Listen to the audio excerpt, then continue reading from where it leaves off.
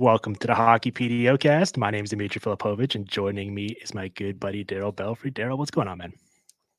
I'm ready to go again. I cannot wait to get started on this one. We are so back.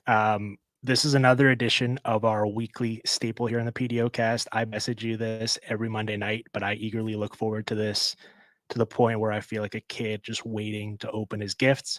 And the listeners seem to enjoy it when we get together as well. So we're going to pick a player, we're going to meticulously grind through their tape, and then we're going to talk about it here on the show as we play some of the stuff. And today we're going to do Nikita Kucherov. Initially, we were planning on doing Sasha Barkov, who's having a trademark dominant season that not enough people are talking about because he doesn't have a lot of points, but he got hurt over the weekend. Now it sounds like the outlook is pretty positive and he should be back soon. So hopefully he's back on the ice relatively shortly and we can revisit that then. But in the meantime, we're going to stick in the same state and we're going to go to their rival, the Tampa Bay Lightning, and we're going to talk about Nikita Kucherov. And Daryl, truthfully, like when you and I got together, I think it was a week or two before the season started, and we started kicking around the idea of doing this type of show and this concept. I think Kucherov was one of the first names we floated out there as a player we wanted to study because there's so many intricacies and details to his game that are flashy, and you certainly notice them upon initial viewing. But it feels like with more reps of just watching his tape, you come to gain an even additional layer of appreciation for just how special this guy is. Yeah, this guy to me is like when you talk about the upper echelon, top 3, top 5 guys with skill in the NHL, that's where this guy is. I think he has like the easiest skill in the league. A lot of the skill that he utilizes is effortless from his perspective in the way in which he executes it. And there's so much fluidity in the way in which he moves his body and the way his mind works in concert with the way his body works. That all that is all one part. But the other piece that I think is even more riveting is just you can tell that this guy didn't just wake up one day and this is the skill set that he has. This is a guy who is a meticulous technician. That is crystal clear. You just don't acquire the skills that he is really good at, like in the areas of the ice in which he's really good at, without a million reps in those areas. Like this guy is as talented as he is. I think he's uber talented, obviously, and he's in that, to be in that upper echelon, you have to have that. But if there was ever a guy who really obviously took a very hard look at some areas of the ice that he wanted to become dominant in and just put the time and the reps and really built his skill in those areas, that's this guy. And that's why I think he's fantastic to study, because I think a lot of what he has built in some areas of the ice are acquired. And that's what's really intriguing to me. Where some other guys, it's like, you know what, like you have to already be bringing like a ridiculous amount of skill to the table to even start talking at that level. Where this guy, you're like, you know what, like a lot of this stuff, like you could build. No, you certainly can. And that's kind of what I was alluding to with there's the flash. And then when you watch even more, there's just so much brilliance and layers beneath that. And you need that additional watch. I was terrified. I mentioned the Barkov injury and how that kind of threw a wrench in our plans. He got hurt, Kucherov did, against the Bruins on Monday night and left the game in the second period. And I was messaging you in a panic, like, oh my God, we've put the hex on this guy as well. And then he comes back in the third period and pretty much in that third period shows you exactly why we picked him today as a subject. His dominance and ability to assert himself on a game. I think he created probably 4 or 5 grade A scoring chances in that third period, and then eventually ties the game in a play where he's probably the only player or one of the only players in the league that would even put himself in that situation, right? Where he's working against the clock. The clock is ticking down. It's his enemy, not his friend. And he works his way down into the corner where you'd think, okay, he's in a pretty tricky position here. He doesn't have a lot of outlets. And then he flings puts a little sauce on a backhand pass through multiple sticks and puts it on a silver platter for Stamkos to one time it into the net to beat the buzzer, and that sends it to overtime. They wind up winning, and that was that type of sublime pass, the skill, but also what he did to set the foundation for that is why we're doing him here today. So I don't know. This is probably, as I was telling you before we started recording, this is probably the most notes I've had on a player we've done so far. So I'm scrambled. I'm all over the place. I'll let you pick where you want to start with them and how we want to dive into this episode. I think the most, like, there's, as you say, like, there's a laundry list that's as long as your arm of different topics that you could work with this guy and talk all day on it. For me, I think one of the most fascinating spots is the wall play. And his wall play, I think, it's beyond absurd, the stuff that he does. And this is one of those skills and areas of the ice that I think he just took it upon himself at some point and said, I'm going to become elite here. And I think he put hours and hours and hours and millions of reps into perfecting this area, because this is one of those areas where you just don't wake up one day and your skill set just lends yourself to the wall. There's a lot of guys with great hands. There's a lot of guys who have unbelievable understanding of where they should be in space. And then this guy is like 3 levels above that. So when I look at him and I see his wall play, what really jumps out at me is the number of pucks that he can play on a first touch anywhere on the rink. From the puck is rimming around the boards hard. Like, envision like a Stamkos one-timer that misses the net to the far side. It hits the boards in the corner and it's hot coming up the wall. This guy can just turn with the puck as it's coming along and effortlessly, one touch, just put it right into point in the man in the middle. He can go all the way back across dot to Stamkos. He can use if seemingly any area of the ice himself. I think that the ability to, like, players have a hard enough time like just deadening the puck to make the next play. Like, it's a puck coming around the wall is a lot of times it's like 3 touches. There's one touch to kind of like deaden it. There's another touch to kind of get it to you to a place where you can do something with it, like perhaps to your forehand, or get it a little bit off the wall. And then there's there's the next play that you're going to make. This guy does it all in one touch. He knows where he's going next, and he's able to use his, like, to me, his footwork between and the spacing between him and the wall, his ability to gauge the speed and the weight of the puck, and then his ability to use the proper side of the stick that he needs to use to then put it right where he wants to go. All the pre-checks and shoulder checks, like, the millions of hours that you would, or the millions of reps in all those hours of being able to just take different pucks and handle different pucks, and then just be able to build your library of reads and levels of understanding and automated movements. Like, I think it's a really fantastic study, because I've done a lot of work with players on the wall, and I know how hard it is to get players to become really good on the wall. And so to see this guy operating at that level, it's just amazing to watch.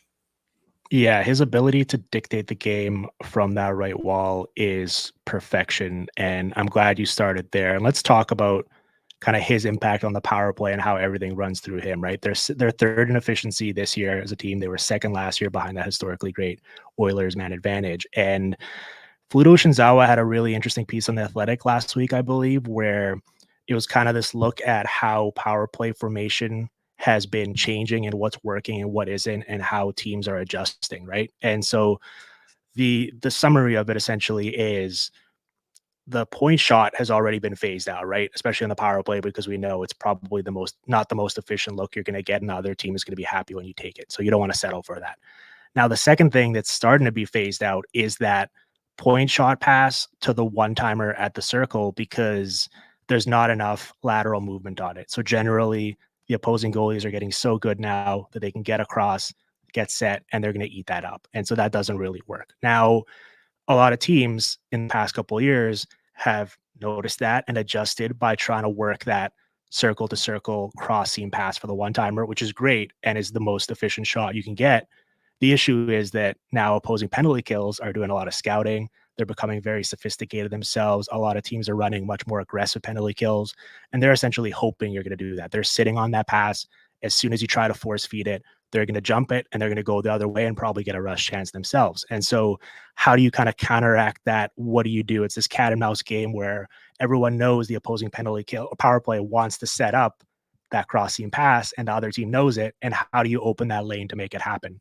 And that's where Kucherov comes in here, because he really is the master key that unlocks everything, right? There's no necessarily way that you can game plan for him or kind of scout him or play the percentages, because from the same motion, there's no tell for what he's going to do next, right? Like, he disguises his intentions so well that he's standing at that right circle or along the right wall. And with the puck coming to him, depending on what's available, he's able to read and react and essentially either one time the puck himself for a shot, which he's really good at, one touch it kind of softly into the bumper or middle spot to brain point for the one timer, go back door for the tip shot with Kaloran over the years and now with Nick Paul there, or go cross seam to Stamkos for that alley-oop dunk. And so when you're trying to defend that, I don't really know what you can do, because, like I said, you can't play the percentages, right? You can't say, oh, he's leaning this way, or, oh, it looks like he's going to do this, so we're going to play that accordingly. You can try to stop that cross seam pass, but then that's going to open up the even more dangerous play probably to Braden Point in the middle of the ice. So he really is such a unicorn in that way, where he's able to essentially break every single rule that opposing penalty kills are trying to enforce. Yeah, and really what separates him is that he has very unique expressions of skill. And what really separates him is he is extremely comfortable with the puck behind his feet. So when he is on that whatever the left flank, his puck is behind his skates and he's very comfortable there. And so in order for it to be comfortable there, you have a natural way of separating your upper body and your lower body. So in order to be comfortable there, you have to be comfortable with your body in conflict. His feet are facing one way, the stick is behind him, and you can see that there's torque in his upper body. So not a lot of players are comfortable with the puck back there, and not a lot of players can do as many things as he can do with the puck back there. And so that's what creates the unicorn aspect, is that he can have his feet facing down towards the net. He can have the puck behind him.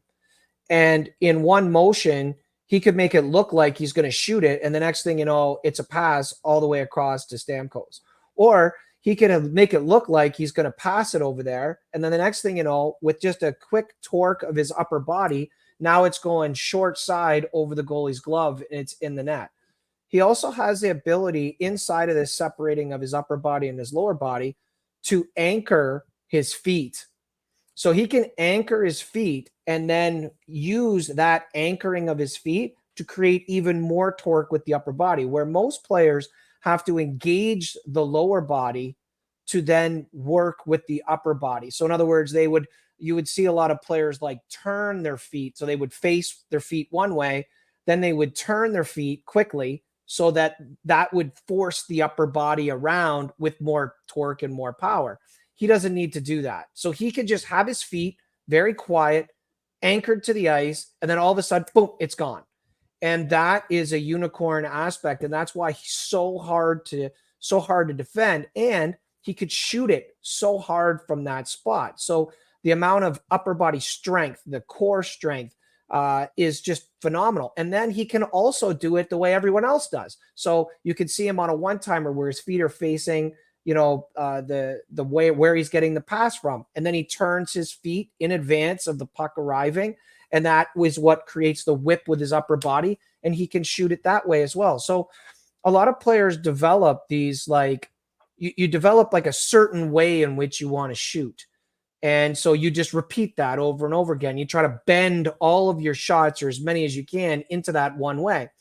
Kucherov is different in that he has this way where he has this whip shot where the puck is behind him and he can use it as like a sweeping wrist shot. That is the core of his shot mechanics, but he can do so many different things with that shot mechanics. So it's not just one way in which he's shooting it and he bends everything into that. He uses that as his core release, but then he has so many different looks that he can use and different ways in which he uses his hands, his upper body, his lower body, his feet.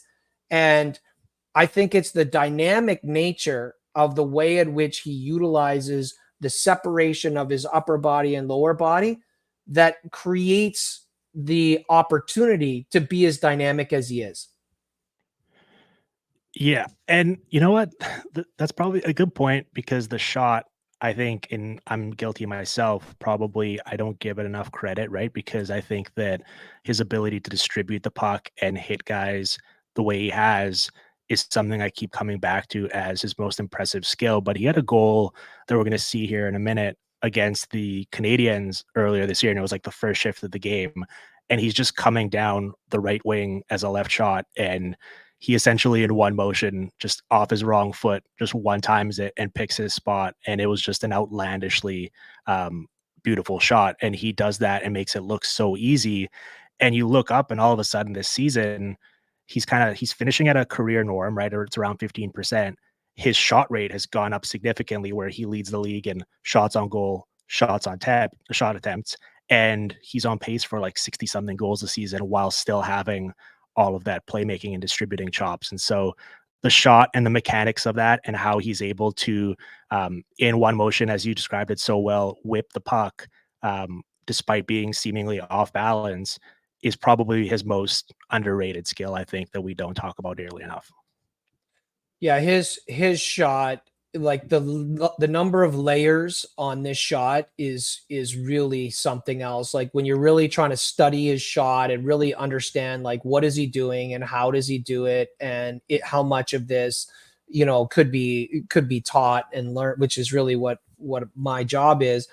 The number of layers are just ridiculous and what it is that he's capable of doing. And what I love about it is it's like I said, it's rooted in that one shot release, the whip shot, and he can do that off the catch. And so one of the also really interesting parts about Kucherov is how soft his one time passes are. And his one he shoots it one time is one thing. But when we think of like a one touch pass, a lot of times that is like a bump. So you're like the pass is coming to you and you're like bumping it. And there's like a little play in there. You still have to have a lot of control. And you probably need a pretty good pass to be able to do that. Kucherov doesn't need any of that because he uses a very soft cushion catch on these pucks. And so when it comes to him, he like cushions it slightly, like maybe 4 to 6 inches of cushion, and then he manipulates it from there. So he can pass it, he can change his mind, which oftentimes he will. You'll see him catch it. It looks like he's going to pass. It looks like the pass motion is happening 3/4 of the way through the next motion, but the puck is so on his stick. He's under control the whole time. And then all of a sudden he's releasing it to the net. Like his ability in that 4 to 6 inch cushion on his one touch passes and his one touch shots. And a lot of that comes from that whip catch shot or whip shot that he has perfected. I think that is also creates so many conditions for him to be able to do a variety of different things. And why maybe it's underrated because he doesn't like he hides everything so well. So it's hard to even know. It's like all of a sudden he just shot it. So you're not even like, oh man, the guy's got a crazy impressive shot. And he does. There's some things he does that are absolutely mind-bending. But overall, when he shoots, so often it's just off this like little catch. It's like a smooth catch, and it looks like almost anybody could do it because he makes it look so easy and effortlessly. One of the things that I've said to guys when I've been through the shooting rebuilds is I've said, you have a great shot when you can shoot it at your highest maximum velocity, and yet it doesn't feel like you're putting maximum effort into it. So in other words, you're leveraging the way in which your body is moving, and you're creating much more of like fluidity and rhythm as your assets to be able to develop the power and produce the power rather than brute strength and determination. That's Kucherov. He has really mastered the subtleties of body movement and engaging his body in a way that allows him to just be so rhythmic and so smooth that this puck is a laser beam that he's shooting, but it doesn't look like he needs to it doesn't look like he's putting everything into it. And I think that's a really fascinating part about world-class shooting. Like when you get up into the really top echelon, that's what those guys are able to do. Well, his decision-making tree is so fascinating to me because he clearly is a read and react player, right? Depending on where you're leaning, especially when he's operating from that half wall in the power play, he'll pick apart the one weakness you expose. And he's just like he's programmed to leverage a good shot into a great shot, right? And sometimes that means passing up what looks like a good opportunity for him. You've got fans just yelling, shoot, and they just want him to, not forego the opportunity to put the puck on net and have a chance to score. And sometimes, the pass winds up getting intercepted, gets tipped. Stamkos can't handle it properly. Something happens along the way that prevents it from winding up being a goal, and it winds up looking poor on him. But that's sort of the package. You have to live with that. And you watch like the Drive to Survive series, and you watch the F1 racers, drivers, and they are, when they're preparing for a race, they're like doing that kind of cognitive test or whatever where like they see the lights and they press accordingly to kind of work on their processing and make sure they're alert. And I'd love to just have a deep dive of Kucherov in that regard in terms of seeing through his eyes and his brain what he's seeing from the opposing defense out there, because sometimes like these decisions have to be so quick, right? And it helps when you've done a million reps off that wall and you're prepared accordingly. But still, his ability to, in that one motion, essentially decide what he's going to do with it and then be able to execute it is, I mean, it's why he's a top athlete and why he's one of the best players in the game. But it's still almost hard to fathom for like a regular person like you or I trying to figure out what he's seeing out there. Yeah, I mean, obviously he's has outstanding processing it at a world class level, but I think that he also buys a lot of extra time that other players aren't able to do because of where he holds the puck and way in which his body moves and the types of ways in which he manages space.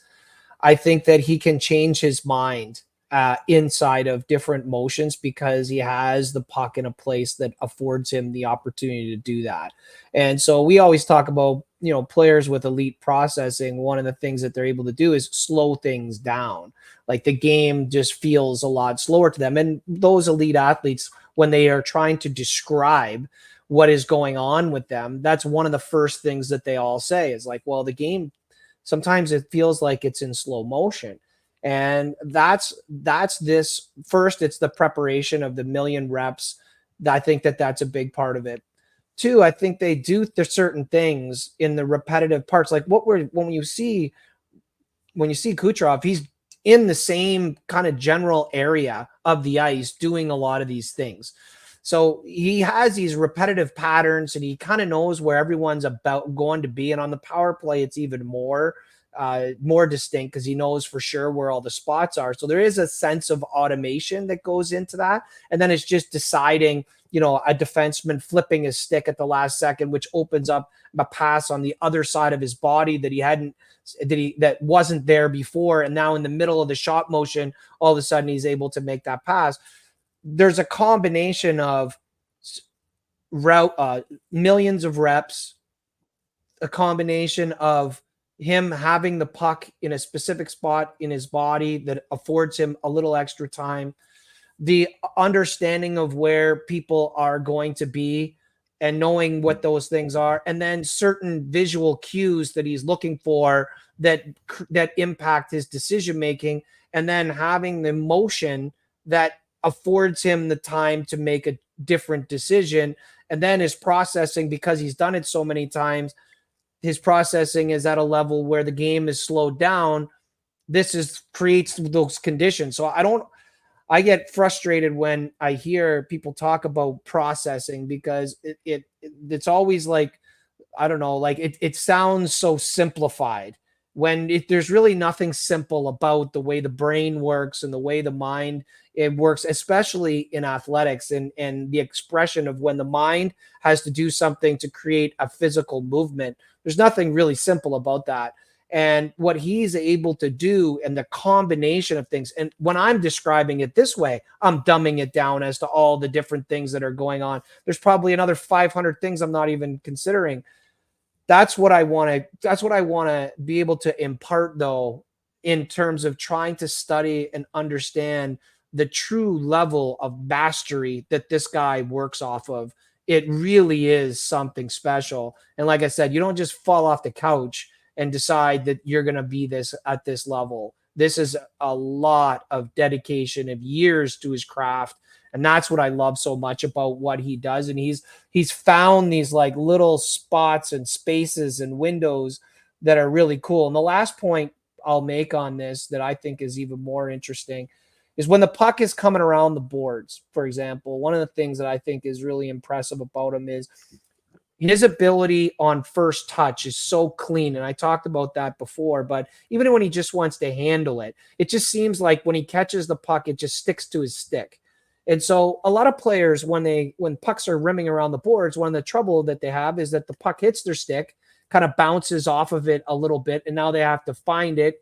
It takes a little bit of a second, and then they get a hold of it, and then now they can make their next play.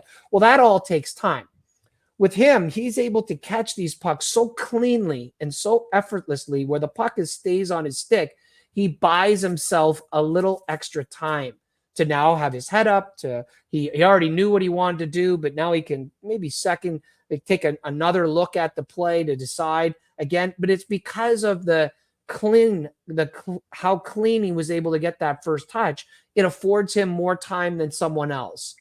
And so it's all these like little inches that he gains along the way that really combine to create what we see. Well, you know how else he buys himself more time? I've noticed this recently. He executed it with point again in that Oilers game recently that led to a Stamkos power play goal, and he's incorporated it more this year than I can recall in the past.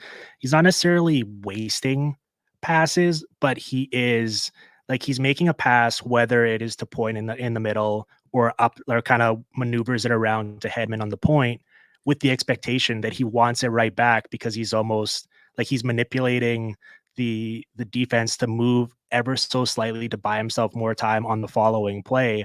And so it's kind of cool seeing him use his teammates in that regard because sometimes it Mhm. feels like he's making some of these passes with no real intention of them actually deciding the play or shooting, even though they're in probably a good position.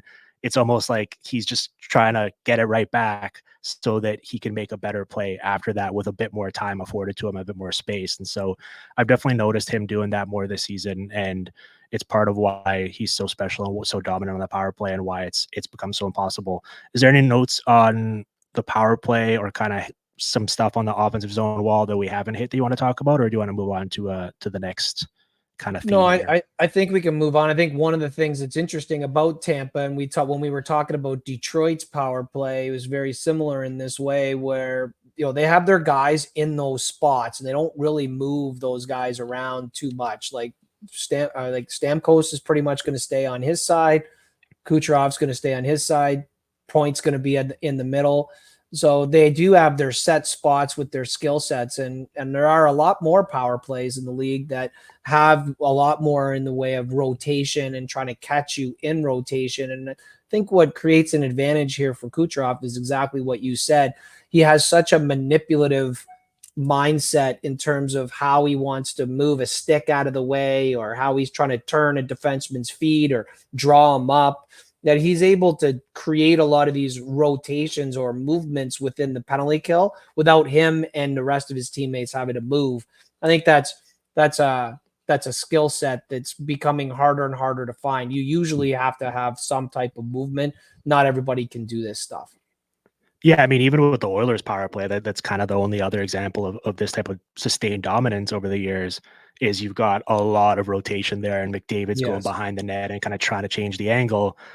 these guys don't have to move because Kucherov's making all the other players on the other team move for them, right? And so it's Yes. pretty, it's like a puppet master almost, where he's like, oh, we can just hang out here in our spots because I'll get these guys to move accordingly. It's pretty remarkable to watch. You know, when you mentioned at the start when you wanted to talk about his wall play, I was waiting for you to clarify whether you're talking about the offensive zone or the defensive zone, and it's very like applicable skill set in terms of a lot of the same habits that he Mhm. utilizes. But I think one of the underrated qualities of him is his work on the breakout in the defensive zone. And the reason why I bring that up is because if you look at this Lightning team, Hedman is obviously a remarkable passer in terms of outletting the puck. Sergachev has some skill there as well. For the most part, though, over the years, they've had a type in terms of defenseman they like. It's generally a bigger, kind of more traditional defenseman that's good around his own net, but doesn't necessarily, the part of the limitation or trade-off is they don't have a lot of passing ability themselves, right? And so you're not going to get a ton of just crisp, clear stretch passes up the ice. The reason they can get away with it for the large part is because they have Kucherov, who's essentially plays the role of like a connector or a bridge there, right? He essentially stands along the wall in the defensive zone, and he can take any sort of rim around the wall or any sort of general area pass that their defenseman can make, and he'll settle the puck. And then he'll either, as you see here, kind of settle it down for them and get it to either Point or Hagel to utilize their speed and sprint up the ice with it, or he'll just whip around and kind of switch sides of the ice by getting it to the other wing, and then all of a sudden they've created space, they've created speed for themselves, and they can move up the ice accordingly. And so his work in terms of the breakout there, I think, is really valuable because we don't think of it as a defensive skill, or we don't think of it as a part of being good at defense, right? But in the NBA, for example, you look at like defensive rebounding and it's valued accordingly because you, for it to be a successful defensive possession, you have to actually get control of the ball and get it moving the other way for it to be the end of the possession. And in this case, it kind of applies similarly to hockey, where if you can't break the puck out or you can't do something once you retrieve it in your own zone, you're just going to be stuck there, and it's going to be this endless painful loop where you're just going to have to keep defending. And so you can block shots, you can tip pucks, you can prevent, passes in your own zone. But unless you do something with it after, once you get it, it was all for naught. And so I think in this way, it actually is a very valuable defensive skill set for Kucherov to be able to utilize a lot of these skill plays with the puck, but do so by leveraging it in his own zone to get the puck moving in transition. Yeah, I think that, when we talk about the defensive zone, it's really not, you don't really want to be defending any longer than you have to. You want to be transitioning, you want to be exiting if you can. And, in our sport, the players are only on the ice for 45, 50 seconds. Some of them are 35. So call it between 35 and 50 seconds a duration. So if you got to start in your D zone because for whatever reason, which happens often, first you have to get control of the puck, which is difficult. So let's say it takes you 15 seconds to get control of the puck. Now you finally get it, and if you can't transition that puck out of there, and now you got to spend another 15 seconds in the D zone, you've just chewed up almost 3/4, if not your full duration of your time that you're going to be on the ice for that particular shift. You just chewed it up by being in the defensive zone because you couldn't make a puck play to get you out. What I think a guy like Kucherov does, and he is also one of the interesting parts, is I think that players who are comfortable on their off wing in the defensive zone create a lot of very interesting exit possibilities. So if you look at, like, for example, when I look at exits, I don't track exits for just exits, and I don't track just entries. I track exit to entry. That's what I want. So an exit that doesn't lead to an entry is actually a failed exit for me under the way I look at it. So what I want is exit to entry, and that's what Kucherov can do. And guys who play on their off wing have a great advantage in this way because they tend to go back towards their own goal when they're getting it. They can beat the pinch because they take the guy down. They can use the middle of the ice because they're now on their forehand. They can use the weak side D. So a lot of the stuff that they're doing is they're able to change sides, creating more advantageous opportunities on the exit. Plus, if you are able to change sides, what happens is you don't have to bring a slash forward across the neutral zone who is likely going to be on an island by himself, who now is going to have a hard time entering. You see what I mean? So like if you have a guy who can make plays to the weak side of the ice, you now going to leave that forward on the weak side of the ice. And so now you're going to have much more dynamic opportunities to be able to create more meaningful carry entries because of that capacity. And players who are really good at creating exit to entry tend to be guys who are either one of two things. They're either very good off wing in the defensive zone, and that's where they play, and then they do things from that, or they're extremely good on their backhand. And all of us grew up at a time when it was like, do not make a backhand play in the D zone ever. Well, now you just can't do that. Like, you have to be able to utilize your backhand. But a guy like Kucherov, his ability on the wall to be able to take those pucks on his off wing is interesting. But the other thing is, to your earlier point about the level of pressure that's on the D, to just all of a sudden ask them to have to problem solve and make plays to hit you tape to tape all the time, it just is unreasonable.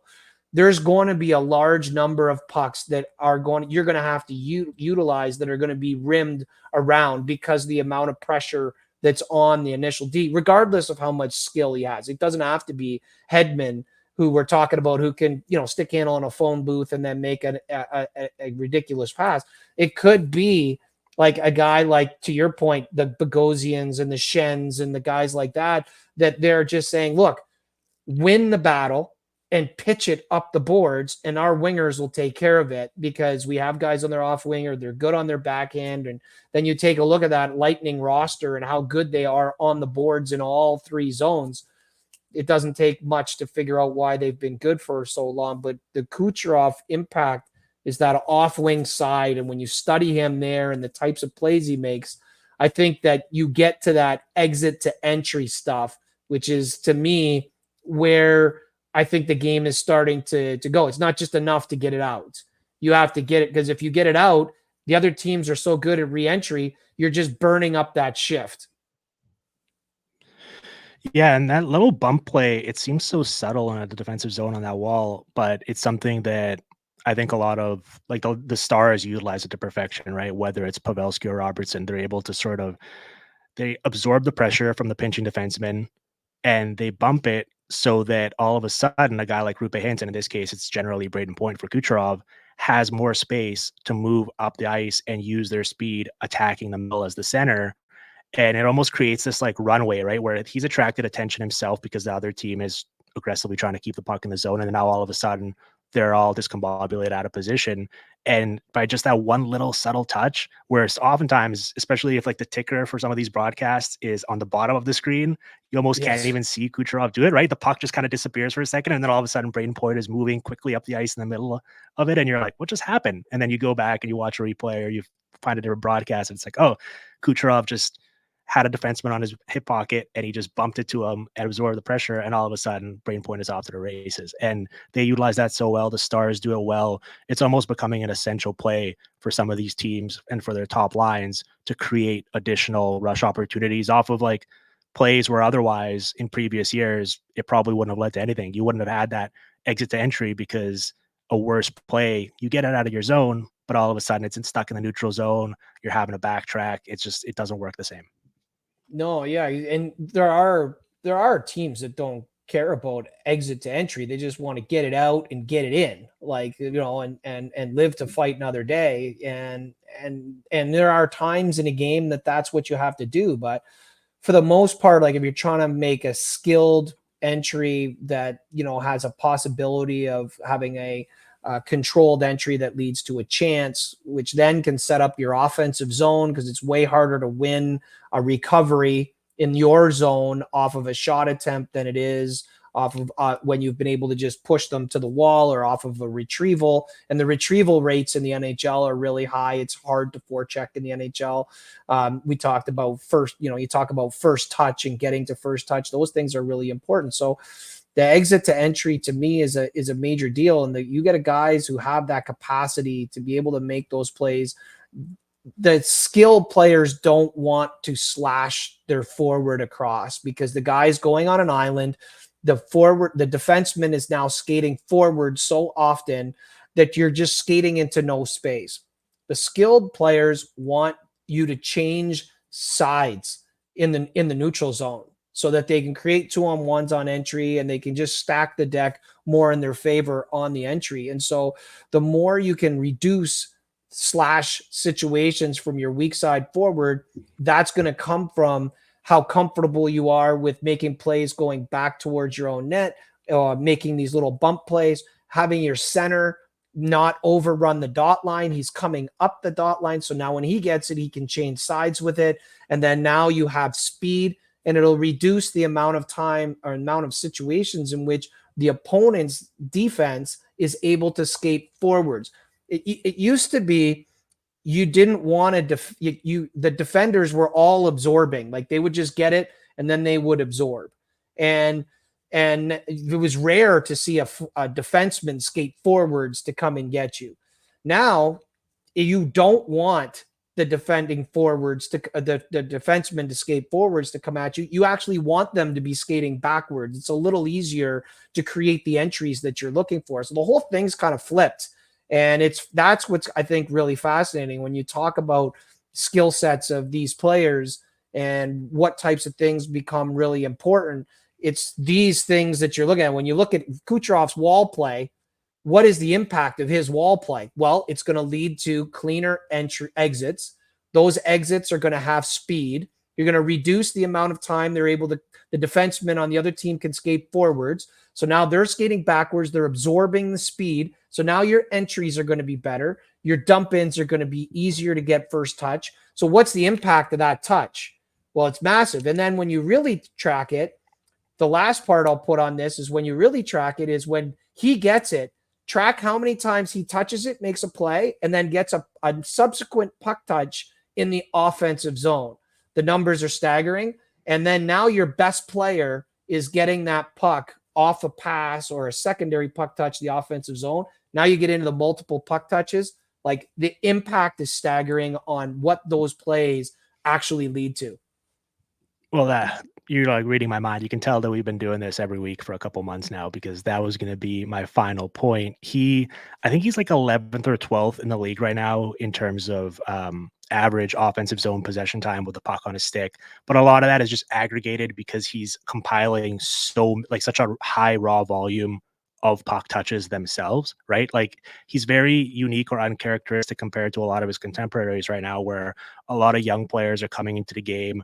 They're so smooth at skating. They're so manipulative with the puck that they like to keep it on their stick. They wait that extra half second. They want to kind of probe around the offensive zone and attack that way.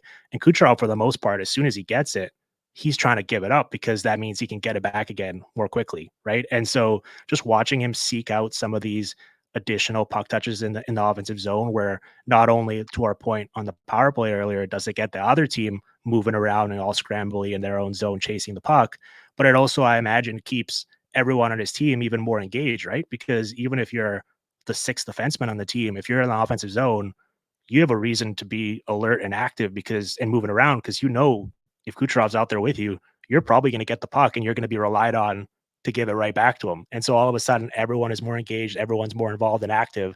And so it gets the most out of everyone and it puts the defense in vulnerable positions. So I'd love to see the data on just how many puck touches he accumulates over the course of a given game, because it's got to be amongst the league leaders, if not number one. Yeah, that is the most important skill when you talk about possession. And when we see on the broadcast that they'll say like, well, this player had his on stick, how much time he actually had the puck on his stick. I think that's a less relevant stat than how many times they get it in the influence. And one of the interesting guys to study in this regard would be Evgeny Malkin When Evgeny Malkin came into the league, he would average like 12 to 16 times. He would even strength. He would touch a puck. He would hold it for 4 seconds or longer when he first came in the league. He would have the puck. He was this long, big, gangly guy who could really skate and handle a puck, take people on one-on-one, but he'd have the puck for these long stretches of time. That's not the game no more. And you could see kind of in Malkin's arc as a player, it's been a process for him to start to learn to do it this way, the way that Kucherov does it. Get it, move, get it back, shot, recover the puck, contribute to puck recovery, win a wall battle, make another play, get it back again. Now you're touching the puck in a shift 5-6 times. That's more valuable than touching it twice for 8 seconds. That's the difference. And you'll see now Malkin, his game has started to really pick up over the last little while, in part because he doesn't carry it on his stick as long as he used to. And Kucherov's a fantastic study in this regard because he is really that guy. And one of the things that Kucherov does extremely well, and we talked about it ad nausea, of course, was the ability to do a lot off the first touch, like one touch catch, soft catch, move it. He relocates the other guy now because he used a first touch that was so clean, so easy. He got it and he moved it so fast. The guy on the other end now has more time to handle it, just get a handle on it, to be able to get his head up, to make a better decision with it.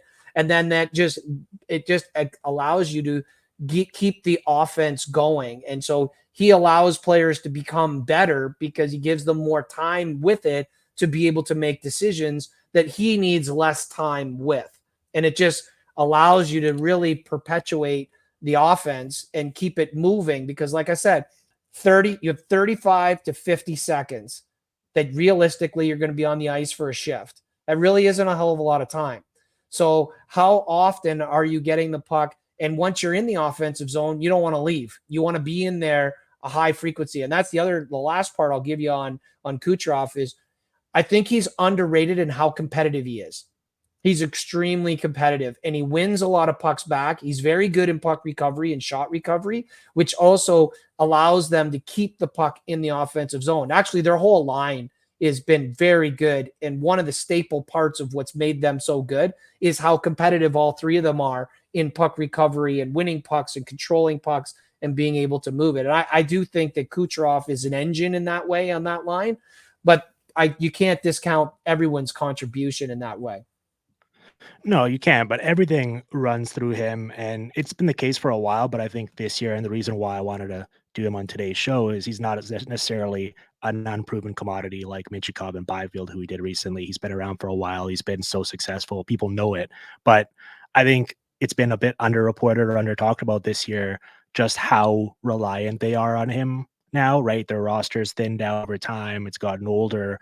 Vasilevsky's been out for the first 20 games. Their margin for error has shrunk so much. They need to score more than ever. And I think John Cooper acknowledges that because you look at his usage and he's playing about a minute and a half per game more than he ever has. They're leaning on him in some of these close games. He's already had 25, 26-minute games. I said he missed like the full second period last night against Boston, and he still played over 22 in that game. And he's been up to the task in terms of carrying them so far. It's been really fun to watch. And I think a lot of the stuff he does is so unique to his game, but also transferable for other young players to learn from and study and kind of incorporate into their own games. Daryl, I'll let you go here because we could probably go for another hour on Kucherov, but we're out of time today. I'll let you quickly let the listeners know where they can check you out and talk a little bit about if you enjoy this, I think you're going to enjoy Daryl's bite-sized videos that he posts on his own feed. Yeah, I think the new thing I wanted to talk about in this time for this one was we're going to be doing our third annual coaches workshop in Florida in June. And for those of you who might love this type of discussion and going through video, you were there, Dimitri, last year, the year before. It is quite an interesting way in which we do it down there. And then we'll also have kids camps getting announced this week as well and all of it you can find on our website, belfryhockey.com.